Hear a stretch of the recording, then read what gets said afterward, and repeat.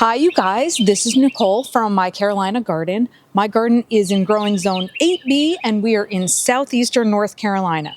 Our weather has been like this. One day it's freezing cold and today it's super warm, but it's also super windy and rainy. So we're just in between raindrops right now. I was going to film another greenhouse chat in here because I have really good ideas. So I started to actually reorganize the greenhouse to kind of get the airflow different around the plants that are in here. But I can't keep the greenhouse doors open because as the wind comes in, it gets trapped inside here and wants to blow out the side of the greenhouse panels. So we are going to do something different today instead. I'm going to use this rainy day to go thrifting for garden decor instead. Just the other day, we were talking about inspiration and finding inspiration to start up a new garden full of awesome vignettes and plant displays and all sorts of cute little things. My shade garden vision for behind my shed over here is still playing on my mind. So I figured I can't go buy new plants right now for that area because we're still in winter, but I can start thrifting for some garden items. Let me show you one of the types of things that I'm thinking about. I have 3 thrift stores that I want to check out today, and one of them is where I had gotten this blue garden bench from maybe a year and a half ago or so. I had found this bench for like $25 or something totally crazy, which you don't always find great deals like that at all, but it's unique. It has like metal and wood, things like that. I am interested in some secondhand items that could be really unique, not just, Walmart finds or something like that, but something like, I don't know, just totally interesting. So I'm going to go on the hunt for that. And then hopefully maybe tomorrow we can even work some in the shade garden. Standing near my garden bench, I just saw my adorable garden easel over here. So I just wanted to show you how good she's still looking.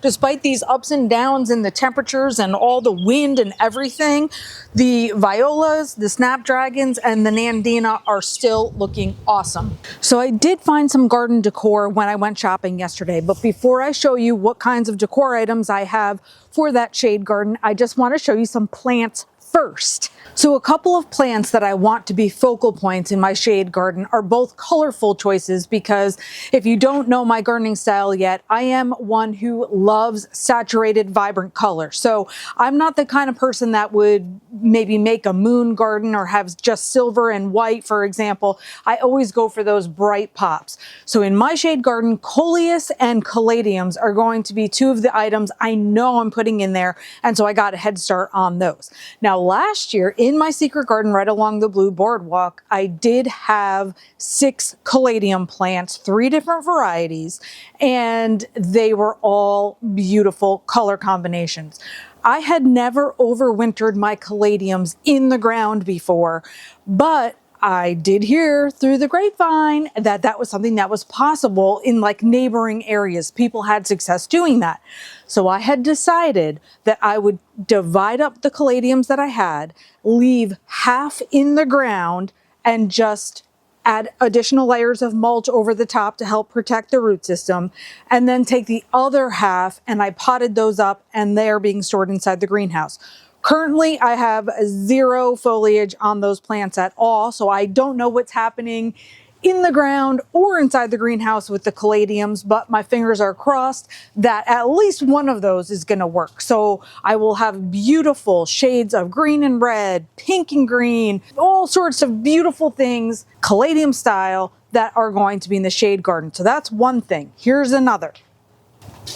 I got some coleus seeds ready to rock and roll this year. Both with coleus and caladium, they used to be mainly just shade loving plants. But over time, there are now varieties of both that like sun. So last year I actually got my first coleus plant called Tickle Pickle, which is a sun loving coleus plant because here in my garden, all of my gardens are full sun. I have virtually no shade, which is all the fun in setting up this shade garden in the area behind my shed. So the tickled pickled coleus was the first one I had, but then I started to get fascinated with the foliage, and so I was like, I'm gonna go for more. So I started some seeds in the greenhouse. However, it's been about 4 weeks already. I see no signs of germination at all. And what I think the issue is, these seeds like to have consistent temperature, and in the greenhouse I actually don't have that.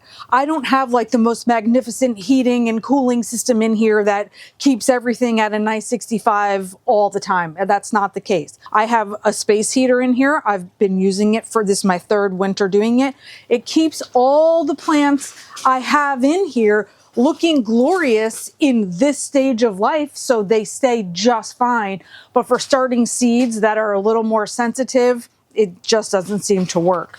As compared to basil, I have basil and that's germinating beautifully, and I've grown that in the greenhouse before as well. So I have some other coleus seeds that I have growing inside the house with grow lights. So hopefully I will have so many coleus plants that making a vertical wall probably with them, I'm thinking, is going to be easy or less expensive because I'm starting from seed. So that you have a sense of understanding of my garden space. That direction is the greenhouse. This direction is the shed. So following down the secret garden blue boardwalk path is going to lead us directly into the most adorable shade garden you ever saw when I build it.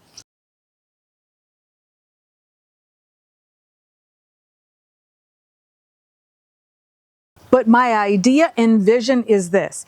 I have large, luscious plants here like banana trees, like elephant ears, like canna lilies that, yes, of course, it's winter. They don't look like much right now, but these things all have gorgeous, huge foliage. I have lots of color in this space.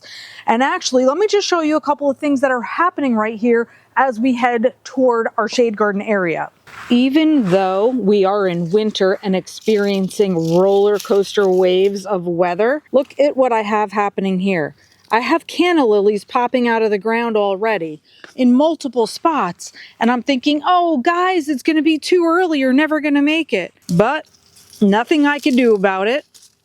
Next week's going to be freezing, freezing, freezing. But I just wanted to show you, like, there's evidence that spring is going to be coming. I'm just covering these up a little bit while I'm looking at them. Not that that's going to do anything. They'll have to start over anyway, but still. And then my beautiful pot of dianthus that starts the secret garden off. Look at all those sprouts in there. And this is actually the vantage point we're a little more used to because this is the start of the secret garden from the shed area. But look at that. My dianthus is starting to pop back up. So I'm going to leave it protected with, its dead foliage right there. But I love that too. And then just imagine how things are going to look come spring, summer, and fall. So the shade garden is going to be done in the area behind me. Now, I am a lover of architectural details, anything that gives like an extra little spice to an area. This could mean things that have curves, angles, edges in my decor. It could mean different materials, some metal, some wood, some ceramic, things like that. It could mean hanging artwork that is meant for outside as part of my garden space, whatever, but I want to fill it up with as much detail as possible. One more plant that I wanted to mention that I'll be using in that space is this ivy. So if you have never tried to propagate ivy, it is so super simple. Literally, you could just take a clipping from the stem and place it in water and root and propagate in water. That's my favorite kind of propagation. So anything that is that easy to make more of, I am all about it. So I've flipped this plant multiple times already, so I have more ivy happening. So in case this needs to be part of my vertical wall in some way or any other kind of draper that I might need, ivy is another one of the plants I'm going to have in that space.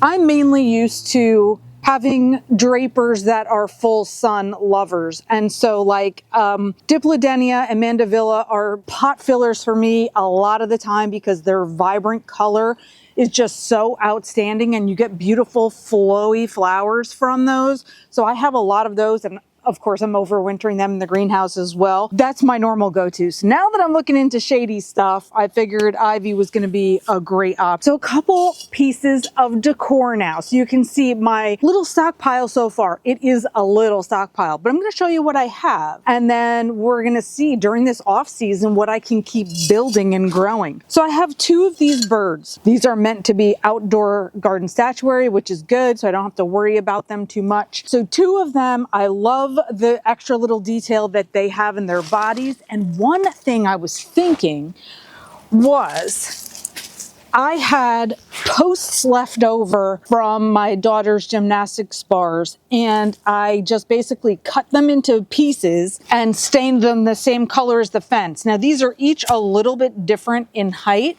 and I was thinking I was going to use them on either side of this area right here to make like a pseudo gate, if you will, a little entrance to this garden so it was a little bit separated. And I was thinking maybe I would put the birds on these, one over here, something like that. That's just an idea, I don't know. But so I have a bunch of these to make my entranceway, stacks on either side, and my birds. This is something I played around with in the fall. If you follow me on Instagram, you would have seen some of these pictures. I said, oh my gosh, don't give me a garden prop, because some props I just love so much. I put this all over the place with different plants and different setups. I love this little gate. It is metal, it's not wrought iron. It's definitely something much cheaper than that. But I had picked this up from Big Lots at the end of the season last year. So this has holes in it so it can hang on a fence or even on the shed. But I'm not sure what I'm gonna do with it yet, whether I'm hanging it or setting it up standing somewhere. This little plaquey thing, it's a resin composite of some kind, so it's not concrete, but I don't think it'll break down in the weather. This I just got from Habitat from Humanity, or for Humanity. I got this cute little planter chair with a welcome sign on it, so a beautiful pot could sit right on it. Again, I have no idea where it's going, but I got it. This ceramic, is that the right word? I guess. It seems like it's meant to be outside. It's just the same thing as what a pot would be. So I got this just because of the color of it. These two sweetie pies I got because of their architectural detail. So these are the same thing, like a ceramic or whatever. So because they look super cool, these were thrifted. The set was $12. And what I kind of thought I might do is see if wood can go on the top of this to give myself a bigger ledge than whatever the 3 or so inches that are there. And if I hung this on the fence or on the shed and then was able to put like a beautiful bigger pot maybe on this, something like that. Again, all just little details. And then this is just a planter I had on my fence that I had attempted to use before my arborvitae were tall. I thought I'd have 3 planters up on the fence. I'd have beautiful things in them to kind of give me some extra height on the fence line. Was not really successful though, because it is just too sunny and hot for like 3/4 of the year. And so it was too much to keep the plants in here watered. They're not part of my irrigation system at all. But here's the thought on this one. Since the back of the shed has an adorable window here, I was thinking of putting a window box planter on the window, which I am definitely going to do. I'm just not sure if this is the style that I want for the window box, but it's an option. I already have it. You know, I like to save money in the garden, so I might just reuse it. So I'm thinking this could potentially go here. I got a new liner for it. The possibilities are many of what I could plant in here, but certainly the ivy would be a beautiful draper to start with. Maybe I could put things like impatiens or something that also like shade that I typically do not have in my garden for that reason. I will think about that. But if I don't use this style window box here, I certainly have the option of putting that along the fence back here too. So I think the bottom line is the possibilities for our gardens are never ending. All we have to do is gather up some inspiration, compile it together, pick what we like the best out of those options, and go from there. Oh, by the way, I have one other thing I thought of. Back in the fall when I was showing you this garden easel idea that I had, but I just wasn't quite sure how it was going to be built at first. This is of course what we ended up with, but I didn't get there from the start. And I showed you like all the mistakes kind of along the way. Well, this was just an easel that my husband built out of spare wood that we had before we were able to get the actual branches to use. And I may even be able to paint or stain this blue the same color as my boardwalk and stuff and use that in a different spot of the garden, but potentially in the shade area as well. Just like another cool place to be able to set a planter box or maybe some sort of outdoor art or who knows what, but just another little cute detail. Okay, back to where I was before I got distracted by the easel idea.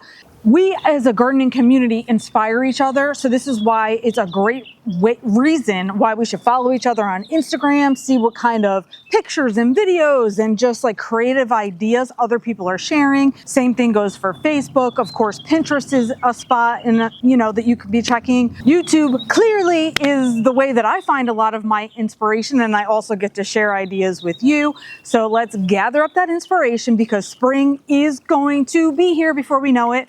And we're going to be able to put these ideas into place. So comment if you have something you would like to share, an idea you want to share or whatever, but let's keep this inspiration going. And until next time, you guys, happy planting.